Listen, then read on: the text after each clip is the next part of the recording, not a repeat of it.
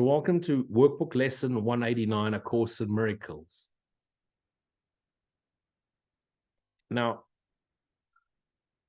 every word we use is a concession.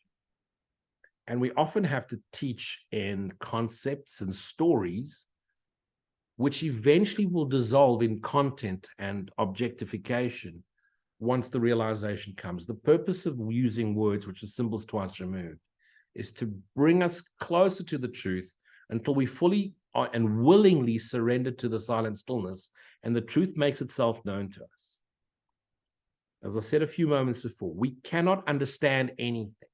Whatever we understand of the world or the universe isn't real. So we spend our lifetime studying to try and understand, and yet even if we understand it factually, we're still understanding facts of an illusion, not true. So we understand nothing. And so the word understanding to me is always symbolic, because you're standing under what? The truth. To understand is sitting below the truth. Transcendence brings us beyond understanding into knowing. And that's why I will sometimes ask you conceptually to replace certain words as I read them. And here comes the first one. I feel the love of God within me now. I feel absolutely fuck all. Okay? There's nothing to feel. If you feel, you're delusional.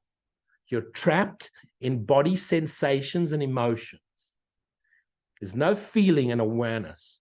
Feelings are absent in awareness. Feelings are absent in true love. Yes, while they're traveling through our perceived body-mind, thoughts become sensations, sensations become feelings, feelings can become interpreted as emotions. So now we're going to replace the word feel with a lighter word, sense. And if you're ready, even with an even lighter word, aware. So I sense the love of God within me now, closer. I am aware of the love of God within me now. And even closer, I am aware I am the love of God. Even closer, I am. Full stop.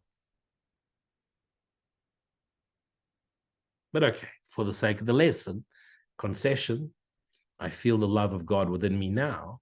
There is a light in you, which the world, the asleep world, the part of you asleep projected as the sleeping world. So when we say, oh, they're not awake, no, they represent a part of you that's not awake.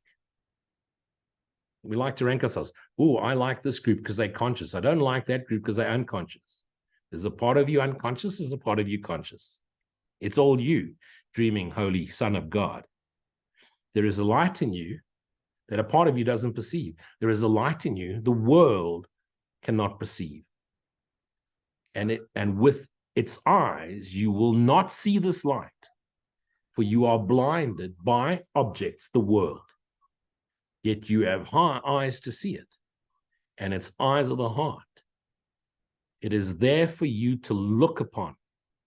It was not placed in you to be kept hidden from your sight. We're now talking spiritual sight, which is moving into vision. This light is a reflection of the thought we practice now. To feel, to be aware, to sense, to know the love of God within you is to see the world anew, and therefore to know it as a part of you, and therefore to know it anew. To respect, to see it differently, to see it anew, shining in an innocence, alive with hope, and blessed with perfect charity, the shared love of God, and love. Who could feel fear in such a world of this? Because all you're feeling is love. All you're aware of is love. You cannot be aware of love. That's a contradiction in terms. You're conscious of fear, but you're definitely not aware of fear. Fear is in the realm of consciousness, mind. Awareness in the realm of Christ, capital M mind. Who would feel fear in such a world as this? Only those asleep. Only the parts of you asleep. It welcomes you, rejoices that you came back into awareness, back into remembrance of what you are, and sings your praises as it keeps you safe from every form of danger and pain. And what's danger? The fact that you believe things can hurt you, the fact that you believe you could be hurt. And what's danger and of pain? Pain of what? Pain of suffering, pain of physicality, physical suffering. And what is physical suffering? It shows us that our thoughts are erroneous. We're misperceiving. So when we misperceive, we feel pain. It offers you a warm and gentle home in which to stay a while. It blesses you throughout the day and watches through the night as a silent guardian of your holy sleep. When you're in deep, deep sleep and you're not dreaming, the essence of you returns to the awake mind. It sees salvation in you, for that's where salvation is, and protects the light in you, for that's where the light is, in you and all around you, in which it sees its own, for it is the light. It offers you its flowers and its snow. So it's offering you forgiveness, and it's showing you a clear filter. In fact, in thankfulness for your benevolence. And the word benevolence, if you look at the word B-E-N and then evolve, so if you look in the middle of the word benevolence, it's the eve of love. So a benevolent person is a person who acts from a place of love. A benevolent leader, no matter how cruel he may seem, is acting from pure love.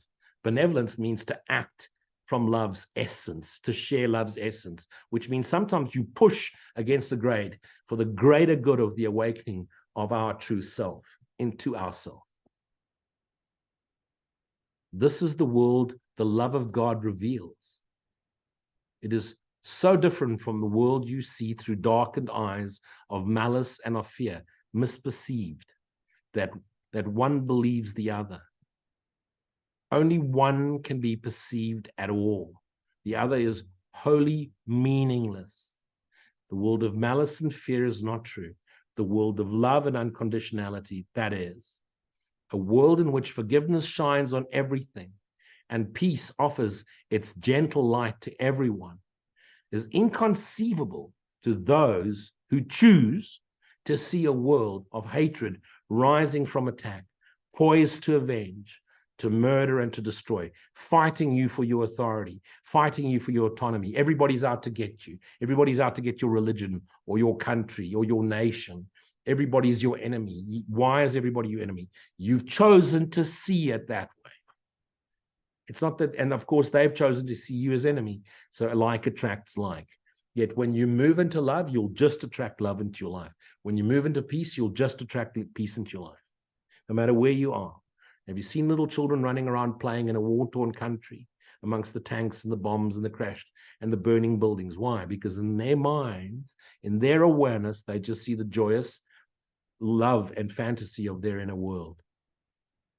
And yes, it may be a fantasy of the inner world, but it just shows you their innocence shining through. Yet is the world of hatred equally unseen and inconceivable to those who feel the love of God in them, to those who are aware that they are the love of God. Their world reflects the quietness and peace that shines in them, the gentleness and innocence they see surrounding them, the joy with which they look out from the endless wells of joy within, reflecting on the world. And sometimes you're going to get an A-type soul that's going to come into your awareness, and you're just going to say no. Just say no. You're not going to engage. You're not going to give them the time. You're going to bless them, and you're going to walk away. And when they're ready, then the light will shine on them. But do not chase after people that are unwilling to see the light in you. Don't try and impose the light on them. You hold the light. When they're ready, they'll step into it. Don't go chasing them with light. You scared them. Okay. What they have felt in them, they look upon, and they see its sure reflection everywhere. So when you know it, you know it. What would you see? The choice is given you. but learn and do not let your mind forget this law of CM. You will look upon that which you feel within. And so if you stop feeling and you start becoming aware, what will you look upon? The awareness reflected back at you. What's awareness? Peace. If you feel unhappy, if you feel suffering, feel a victim, feel everybody's attacking you, what will you see? The exact same thing you feel. Your mind, the universe, doesn't give you what you want. Because you're resonating in a feeling, it resonates back at you what you feel. And what do you feel? What you don't want. And what you don't want, you resist. And what you resist persists. And yet when you're at peace, there's no resistance. When you're at peace, you're the essence energy of peace. What's attracted to you? Peace. If hatred finds a place within your heart, you will perceive a fearful world, held cruelly in death's sharp-pointed, bony fingers. If you feel the love of God within you, and feeling the love of God isn't true, you feel the awareness of God within you. You will look out on a world of mercy and of love. It's all you. So when you meet the angel and you're a bit shouting and you're being aggressive and you're attacking, the angel comes disguised in all sorts of forms and sometimes gives you a smack upside the head so that you can know you're attacking the world, and sometimes you need a good smack. You need to be told to shut up. You need to be told to go away. You need to be told that you're made you feel small. Why? Because you think the grandiosity of you, your arrogance is so loud. You want to attack everybody with the spear of hatred that you project and spew forth into the world. And the angel comes before you. You've called for the messenger. You pray to God for a messenger. And sometimes the angel is the messenger that gives you a good smack upside the head. Hey, you, listen to this now. You know exactly who I'm talking about. Yes, I'm talking to you. You got a smack upside the head because you came and you needed a mirror. And I was the mirror that gave you that smack. Now you know who you are. And now you know what I am. Today we pass illusion. And as we seek to reach what is true in us and feel its all-embracing tenderness, its love which knows us as perfect as itself, its sight which is the gift, which is its gift, which is its love, which is bestowed upon us. It's always in us. And if we choose to see that, we see a world of trust, a world looking to serve us to our highest ideal. What does the world want? Ambition, control, titles. Everybody wants to be the CEO. Everybody wants to be the boss. Why? The title. Do you think anyone cares about your title? Do you think anyone cares about your car or your big house on the hill, how much money you have? Does it admire you out of jealousy? Does it look up to you, look out at you because they want something from you, or despise you and blow hot air up your ass only to make themselves feel better because they're associated to you? They don't like you. You're not a likable person. But when your heart smiles, your face doesn't need to. When that smiles, but the heart isn't lit, it's false. And everybody can see it, no matter how well you think you're deceiving it. We learn the way today. Listen with the ears of the heart. It is as sure as love itself, to which it carries us, because we're already in there, just unaware. It's going to get rid of the filters that makes us realize we've never left. For its simplicity avoids the snares, the foolish convictions of the world, apparent reasoning, but serve to hide. The world loves to hide it. And man, do they come with angles and stories and try to make you feel that you're unworthy and that they know so much more. You won't know, you don't understand what they know. What do they know? They know nothing. You know nothing. There's only one thing to know, the peace of God, the silence within. And that will show you the vision of what's meant to be done. And actually nothing's meant to be done because what's meant to be will come. Don't trust me. Put it to practice. Simply do this. This is the way. Be still and lay aside all thoughts of what you are and what you want and what the future is and what's been done to you and what God is. all concepts you've learned about the world, about angels, about spirits, about the spirit world, about spirit guides, about ayahuasca, about breathing, about prana, about yoga, about the mujis and the jujis. Throw the whole fucking thing away. All images you hold about yourself and the world. Everybody's untrustworthy because everybody's hurt you. Everybody's betrayed you. You've betrayed yourself over and over and over again. And so the world does it to you because you've done it to yourself first. Don't try and imagine what God is. Your imagination imagined the universe, and it's what trapped you here. You want to make manifest. You've made manifest this mess. Be still. Lay aside all thoughts. Empty your mind of everything it thinks. Everything. No more questions. Don't try and understand anything. When it pops up, oh, but I'm trying to shut up. Be quiet. It is either true or false, good or bad. Of every thought it judges worthy, and of all ideas of which it's ashamed. Throw it all away. Forget the past. Forget the future. Hold on to nothing. Desire nothing but to be here knowingly and therefrom serve.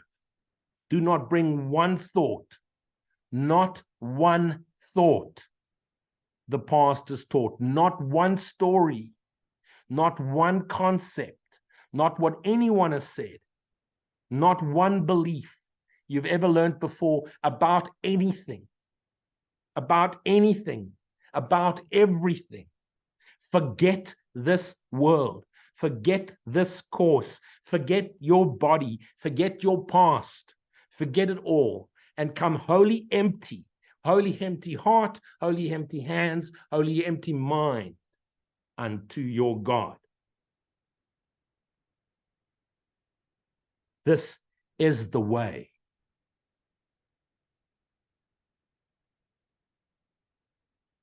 You asked for the message. Here's the messenger. This is not important. This is not important. This is the messenger. This is the way. This is the way of the Christ. The Christ is the way. Be still and know. Is it not He, our source, who knows the way to you? You think you're going to find your way to God? You're in Him, looking for Him, finding Nemo. You need not know the way to Him. Your part is simply to allow all obstacles that you have interposed, all unforgiven thoughts, all inquiries, all curiosity, all fantasy between Son and Father to be quietly removed forever. This is the way. God will do His part in joyful and immediate response. Be you still, be you knowingly. Ask and shut up. Ask and receive. But do not make demands, nor point the road to God by which He should appear to you and how it should appear to you. The way to reach Him is merely to let Him be. He's in you. You're within Him. For in that way is your reality proclaimed as well. And so today we do not choose the way in which we go to God, but we do choose to let Him come. And how does He come? No thought. And with this choice, we rest, sink in, surrender.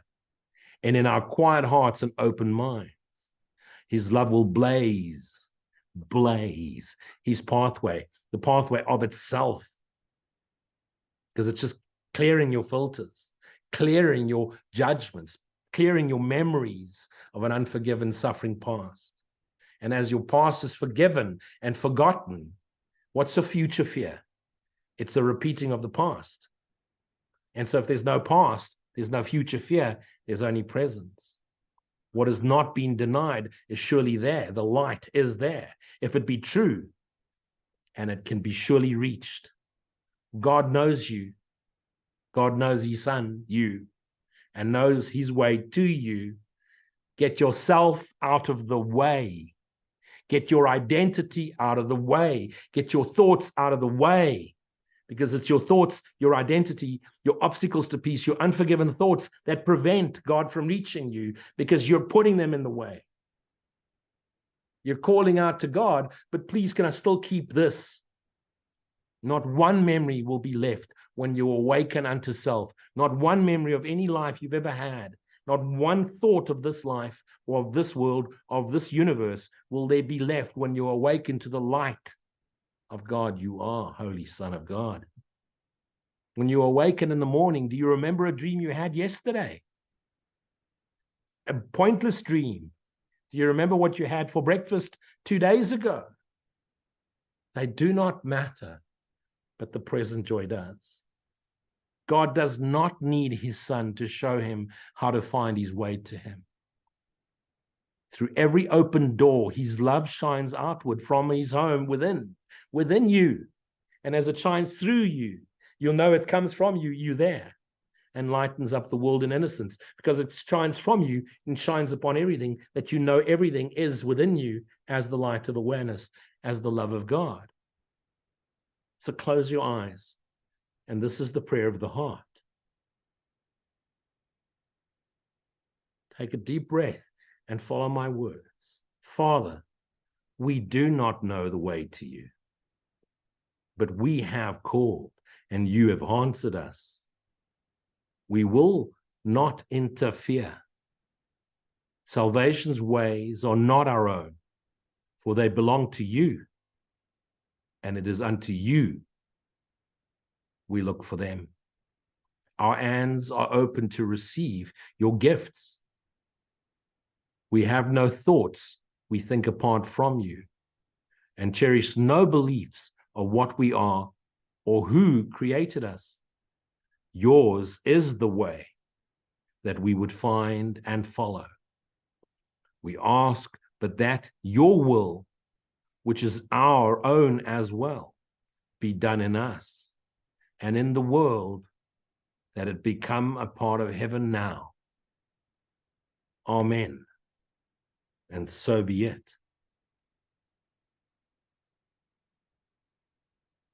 Repeat this one. Pause, rewind. Prayer of the heart. The only thing we can ask God is, help us, Father, remember you. Remember ourselves, remember you. God answers only in personal requests. I want to be the happiness I am. I don't want this to be happier. I want to know the happiness I am. I want to know the joy I am, created by you as your joy. I want to know the love I am, created from the love you are. For that I am. Amen. Let's stop there and do a question or two.